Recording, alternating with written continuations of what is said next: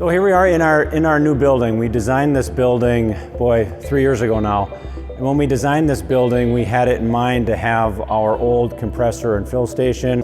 Shortly after we moved into this building, we started having some problems with our compressor and working on the repair process. I'd already set aside some money to get a new compressor and fill station in '24, which would have been a 25-year lifespan, which is average.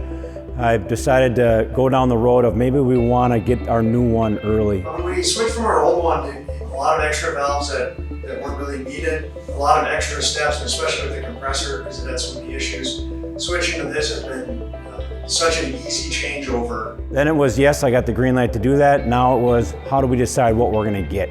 I did what everyone would do. I just got on Google or any other search engine and started looking at compressors. How many horsepower, what is going to be our filling capacity, what is our PSI, and ultimately what are the dollars. Arctic was, in my opinion, the best compressor for our dollar.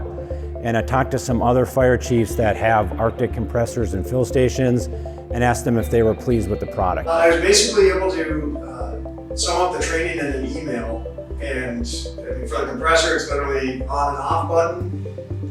For here it's very self-explanatory. You open what bank you're using and open your fill valves, set your regulator. So we didn't even do a full formal training. I was able to do it all by email. The particular questions I asked were the footprint. Is the footprint as advertised? In other words, is it bigger than they say it is, which it is not? And more importantly, how loud is it? We wanted to make sure that we were going down in our decibels. We wanted to protect the hearing of all the firefighters. It's a big deal. I didn't want them to have to wear earphones all the time that the compressor is running when it's out here in the open.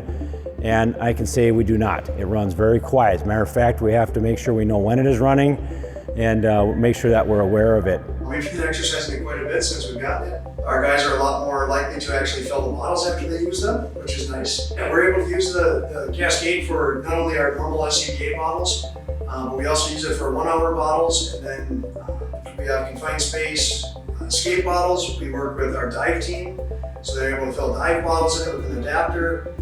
We also work with our public works department and Spirit Water Light and Power. They bring in their bottles for their SCBAs. We're able to fill them. When I was putting together my proposal or scheduling when we're going to get it installed, what was needed to install, pick up the phone and somebody actually answers it, which is, this day and age, is a pretty valuable thing. We normally use Cascade Fill, so we'll use bank 1 and then 2, shutting down in between each. The reason for that is a lot of times we're topping off a couple bottles at a time, so that makes it so we can continually use the system without having to run the compressor every time. A lot of times what we'll do is we'll come in after a fire or after training, Cascade Fill all of our bottles. We don't have the noise of the compressor as we're trying to get stuff back in order. When we're done, we can go out, fire up the compressor, and fill them all up, as opposed to trying to fill it direct off the compressor. Arctic came and installed our new compressor and our new fill station, hook it all up, and off and running. And we've been pleased with it so far. When it comes to something like this that we're going to have for 25 years, we want to make sure we did it right.